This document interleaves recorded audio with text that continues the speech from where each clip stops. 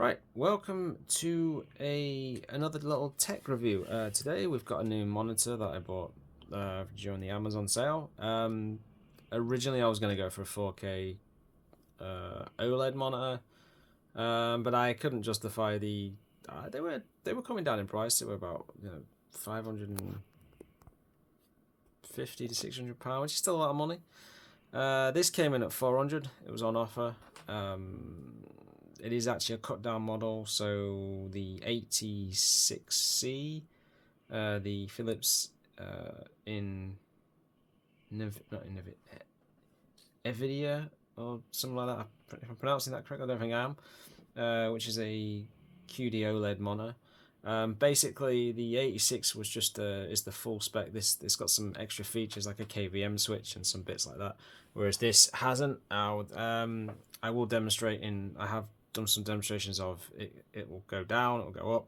It's a 21:9, 175 hertz, so it's not the highest refresh rate, but it was more the fact that it was just that OLED. So you've got display HDR, and that would be your certified 400 true HDR. So DCP, DCI-P free, sorry, 99%. You've got it's clear MR at 9,000. I'm assuming most of this is just generally it would be probably marketing speak, but I've been testing games on it to see what runs, and a lot of the modern games, anything like 2022 upwards seems to run, or about 2020 seems to run at full widescreen resolution. I am also writing a list of the games down that don't actually support it. Right now, the UI it doesn't fully max out. As soon as the game loads a minute, the game will be in ultrawide.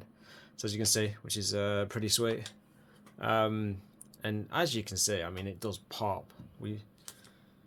You got amber glow lighting at the back. I haven't turned it on for power reasons at the moment. I don't really see the point. And it's got multi-view, but as of yet I've not even tried it. I've just messed around with it a little bit more than anything. But what I will do is I will show off the different HDR features. I've got some other footage as well I will put in the video. I've ordered a tripod so I can actually balance this when I'm filming stuff. And this is Resident Evil 4. I think this is on hard playthrough. I haven't played any more of it as of yet. What was that? Oh, it's just the door shutting behind me. But so what I'll do is I'll show off the things on it. So we are currently in HDR game mode. Now it does support console as well, but that is its drawback. It only goes up to 100 hertz. The HDMI on this is, I think it's B. I think it's 2.2.B or so. It doesn't support the full. It doesn't support like 120 hertz like obviously the TV would, which is a kicker. So I wouldn't buy this monitor for a console because obviously it's not going to support it. But you can run it if you want. It's still 100 hertz is still higher than 60. Now I'll just show you the HDR game mode we're in. Apologies for the glare. Right, we will go down and we'll switch to HDR movie mode. I haven't watched any movies on this. I haven't even tried it as of yet, but just go on their faces so we can actually see the differences. But as you can see, so you've got your HDR movie mode, brightness, contrast, light enhancement, color enhancement. I'll get on to vivid. You can then change these and up the brightness if you wish. With OLED monitors though, you have to enable pixel refresh and there's some other stuff you have to do basically to stop burning, basically. So it does it every 4 hours or something. It will ask you to do a pixel refresh, and you can ignore it, but after 16 hours it will do it automatically. Basically it's to preserve the panel, basically, which is something I'm not really used to, but so I've got to kind of remember to do that. Do apologise for my awful camera shots. So then we go to true black. I will pull out just so you can see. It does take a second to kick in. Now, I've read and looked at ultrawides before and I've been quite fascinated with them. And they've always been quite an appealing thing. Obviously, would I have liked a 4K one? Yeah, I could have got the 4K. Don't think it was 4K. I think it was 1440p or slightly higher. The resolution was something like, what was it, 340 by? Let me look at that. Let me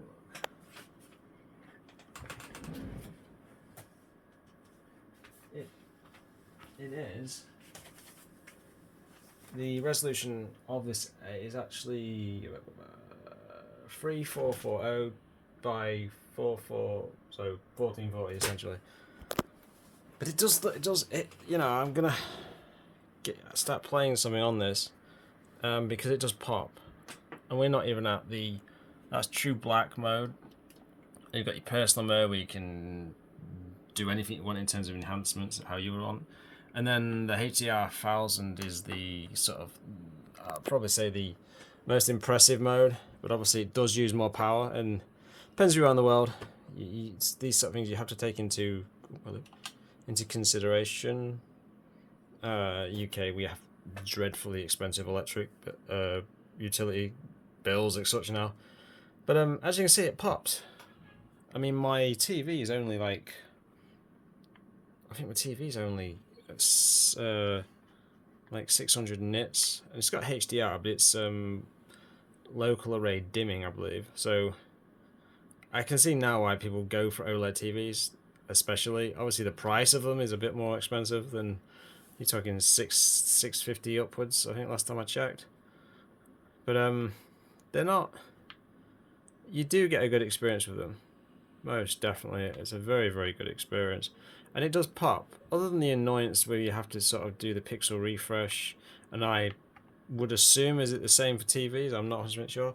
This has been my first experience with anything OLED. Oh, Ashley, you deal with that, would you? Oh, this is bad. This is bad. Oh my god. Right. I can't really play the game while holding this camera at the same time. But yeah, so I've no great deal of experience with OLED monitors, but I've been quite impressed with this so far. Now, the games so far that I've tested that it supports, and I haven't done an extensive list, because I don't have loads of modern games. Well, as you've seen, my videos are quite retro a lot of the time anyway. But the games it does support so far that I've tested is Warhammer 3. More so in the in-game battles. It will the UI, you usually have to do a bit of scaling on it, but it works nonetheless. Torchlight 3, that runs menus and gameplay, no problem there with that one. That scales perfectly as far as, well, my understanding of it anyway. Don't Starve Together, I've had no issues with that. 7 Days to Die, that menus and gameplay all scale properly. Age of Empires 2 Definitive Edition. Now, I haven't tested the HD edition, because the Definitive Edition is the Definitive Edition as of now, unless they release another bleeding version. Thanks for that, by the way, I appreciate that. Because I already bought the HD edition years back and I had to buy it again. But it does have integrated with Xbox players now. Forever how long they are going to be around for, so I guess we'll see on that one. So there's no issues with scaling on that one. And obviously Resident Evil 4, as you can see, other than when you load the game in originally, and then it loads the menus, it scales perfectly well, the UI looks fine. The ones it doesn't support, I've tested so far, and I might add a few more onto this list at the end, is Civ 5. I tried that with Ultrawide, and you kind of like I might even put a picture up. You've got that. That's about as much as you get out of it, so you can't adjust that one.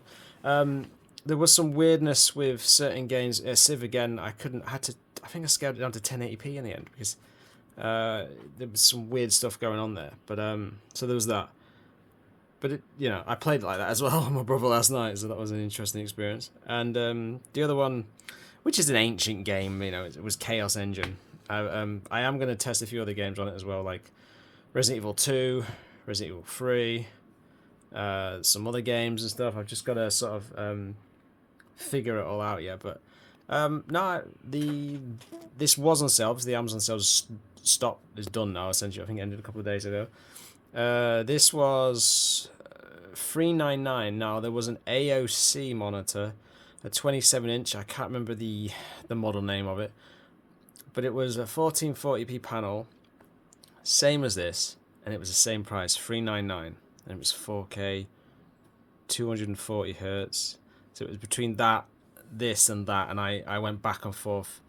And I even looked at the 4K ones, and I looked at the MSI, another MSI one. I can't remember the model name.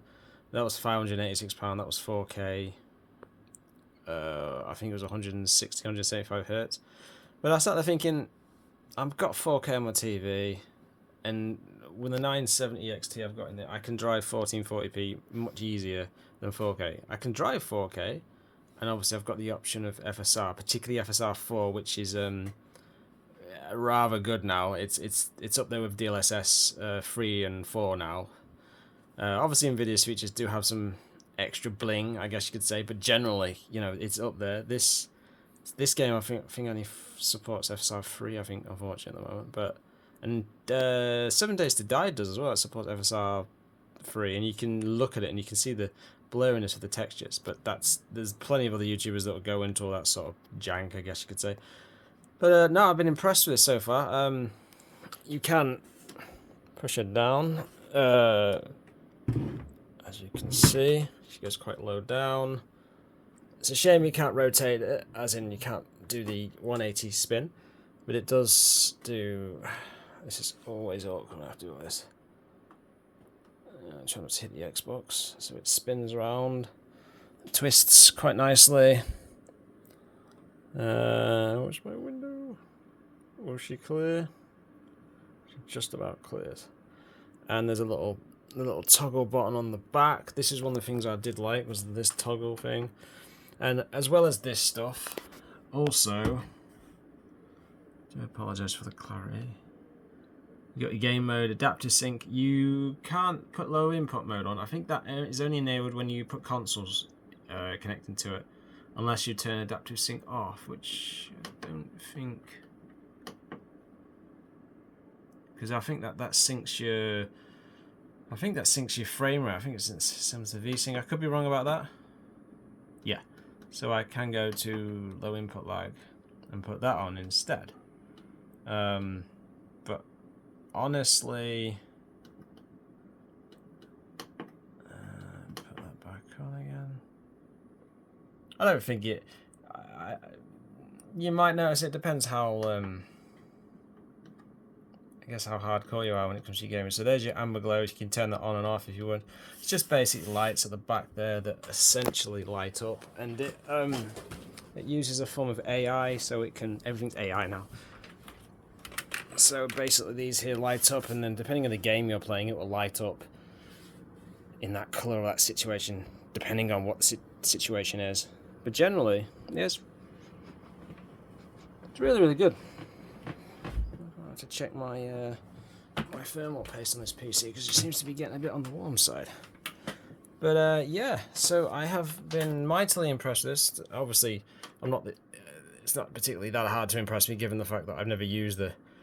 And you've got two HDMI as well, as I said. Obviously 100 Hz, so you can still hook it up to a console. You're not going to get the 120, but let's be real, the PS5 and the Series X, given they're, what, 4 years old now, I don't imagine you're going to get a great deal of games that are going to support 120 Hz.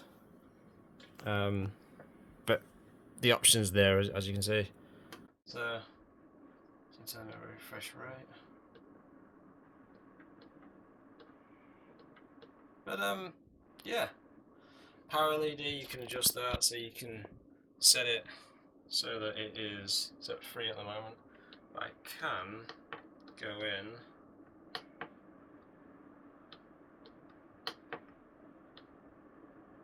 and as you can see, I'm on 0.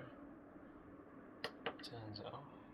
I go back onto it, turns it back on. Different brightness, clarities and stuff. It does light up though when you turn it off when you're not using it, so I tend to put my chair in so I don't see the thing. Resolution notice, as I said, pixel refresh, all that stuff. So here's your OLED panel care.